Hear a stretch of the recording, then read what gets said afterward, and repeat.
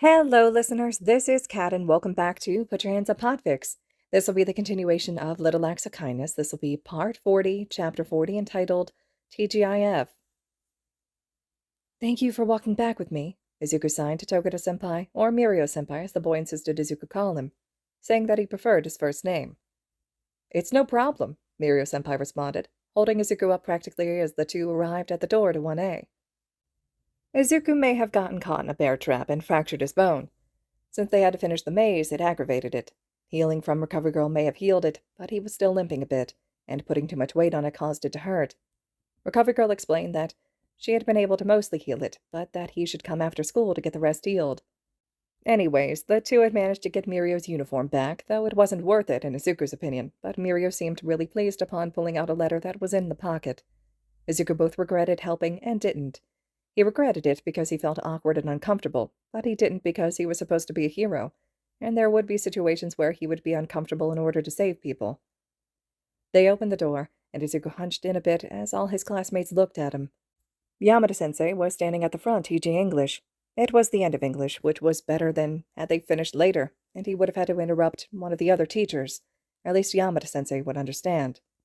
Take your seat. We were just going over the English comma rules, Yamada said, giving a smile.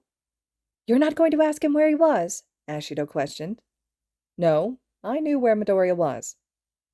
I'll be going now, Mirio-senpai said, giving a quick bow to Yamada before dashing out of the room. You did? Can you tell us where he was, then? Hagakure questioned. I do not think you should be asking these questions. The teachers obviously know what was happening, and it's not our business to know what Midoriya was doing, Ida said, giving a hand-chopping motion as he looked at Ashido and Hagakure. Ida is right, Uraraka agreed. The two girls let out twin sighs as they dropped the topic. Thanks, Izuku quickly signed to Ida, who just nodded to him. The class ended a couple minutes later, and Cementos came in, the day continuing as per normal.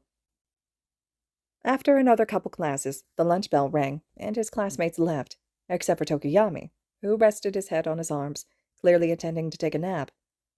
Izuku could understand that. He wanted to sleep too, though he wasn't comfortable sleeping where someone may come across him, so he was going to hide himself in a vent. Exiting into the hall, he found an empty section, and after opening the app, he went into the vent system. After a moment, he found himself in the vent above the classroom, and gave a slight snicker at the bright yellow blanket he found, and pillow. Considering everything, Izuku figured it was safe to assume it was Aizawa's. Ignoring the blankets, he carefully sat down, preparing to curl up and take a small cat nap. Midoriya, a voice called out, shocking him and causing him to flinch as he looked around, before he blinked, surprised to see Dark Shadow. He saw the shadow's tether stretching through the vent grates, still attached to Tokuyami. Hello, Izuku signed. The shadow shifted. I wanted to tell you that I know of your quirk. I can feel the connection it has made to me. Izuku's eyes widened, his hand starting to move. Don't apologize, it's not bad. Actually, I wanted to let you know that you have our full permission to bond with us. I haven't told Fumikage what your quirk requires. He stared at the intelligent quirk, unsure what to say. I will admit my request is a bit selfish in not wanting you to break the bond. I would like a sibling, but I do not want you to bond with us just to fulfill my request. So I want to make a promise to you. I promise that we will prove you can trust us, that we will be there for you, that we won't hurt you. Should you need us, we will be there for you. Izuku swallowed at that promise, giving a nod to the quirk who just retreated back, leaving Izuku alone to ponder over what the shadow had said. Dark Shadow had admitted to wanting Izuku to bond so they would have a sibling, but the quirk had also promised that they would gain their trust.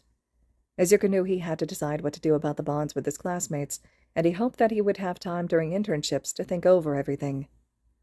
With that thought in his head, he laid down to take a nap, alarm set to go off with a vibration 5 minutes before lunch was over.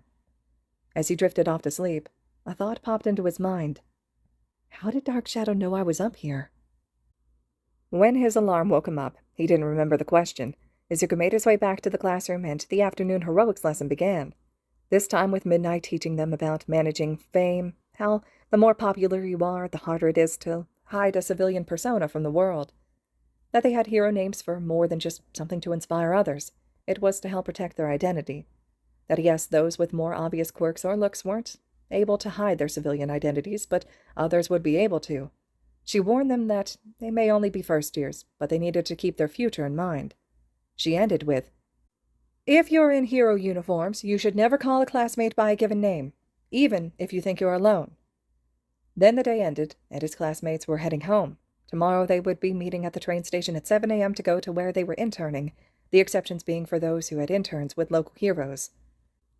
Izuku, though, had one final after-school lesson with Yamada before he could head home. Plus, he had to stop by Recovery Girl to finish healing his leg. He walked through the hallways, only a slight limp in his gait as he went to the nurse's office. Soon he was a lot more tired, but healed up and he left. Figuring the vents would be quicker to get to Yamada's classroom, he entered the vent system and started to walk through the vents. "Oh, sorry, Ectoplasm," Yamada's voice said from underneath him, and Izuku paused. Looking for the nearby grate, he peeked through and saw that Ectoplasm was staring at Yamada, who was bent over trying to pick up some scattered papers. The cloning hero almost seemed to be giving off a weird feeling, though Izuku couldn't place it. "Geez, you think you would pay more attention to your surroundings being a pro-hero," the math teacher stated, tone frosty. Yamada blinked. "What did I do to make you angry at me, Ectoplasm?" The teacher just scoffed and turned away, leaving down the hallway. Yamada huffed, a quiet mutter barely reaching Izuku in the vent. "Besides, you bumped into me on purpose, asshole." Pulling out his phone, he clicked through the app and, bracing himself, activated the vent grate and fell down a few feet to the floor. Yamada yelped.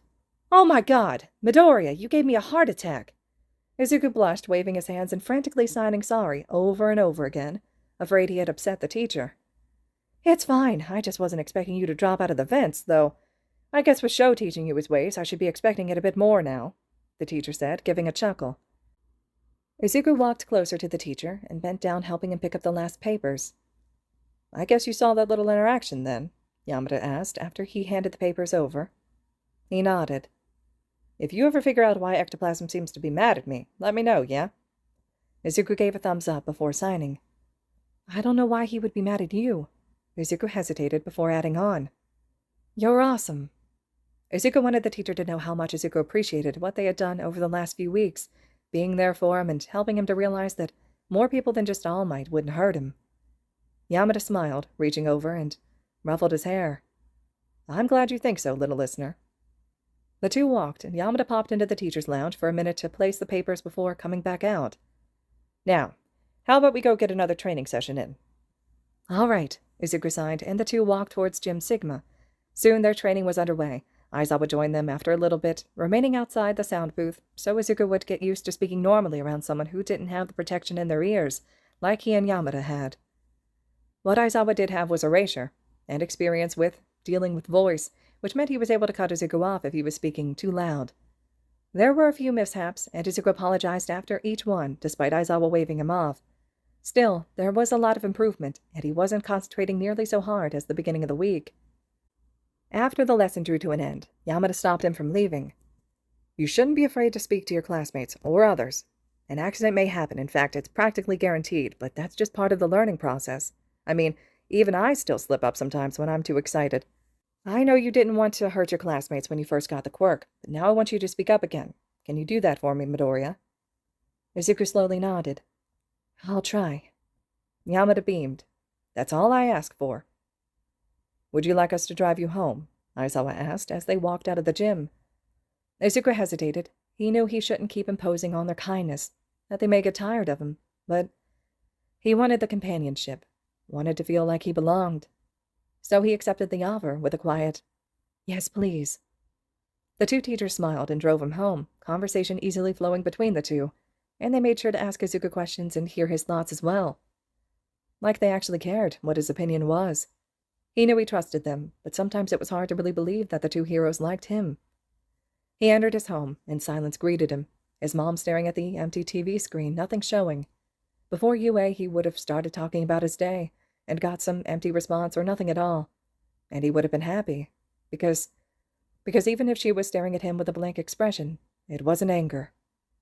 He missed the days when he was younger and she would hug him or bandage up his wounds, the days when she would tuck him in and kiss his forehead. Izuku turned away from his mom and went to his room to finish up his packing for the internships. The next day he stood next to Tokiyami, Uraraka, and Ida. They were saying goodbye to each other as the trains came in. "Ida, remember, you can talk to us if anything is wrong, okay?" Uraraka said, placing a hand on Ida's arm. The taller boy nodded and gave a smile. "Sure." Izuku looked at Ida as he retreated, boarding his own train. Izuku would regret not speaking up, that he didn't have the courage to say something to Ida that might have changed what had happened, that he had just stood there in silence. Uraraka turned to him. "Bye, Deku. I'll see you after the internships." He nodded, trying to give her a smile, but failing. He wished she would stop calling him that, but he couldn't bring himself to ask her not to say it. To just call him Midoriya. He knew she didn't mean it as an insult, but it still felt like one. He watched as she boarded her own train, and his gaze scanned for his. Finding the train he had to take, he made sure that he had his bag and his hero gear.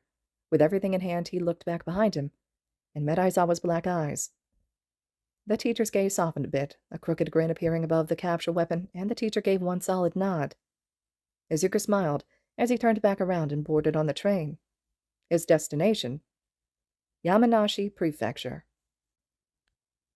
All right, listeners, this concludes Chapter 40 of Little Acts of Kindness. Chapter 41 will be up next.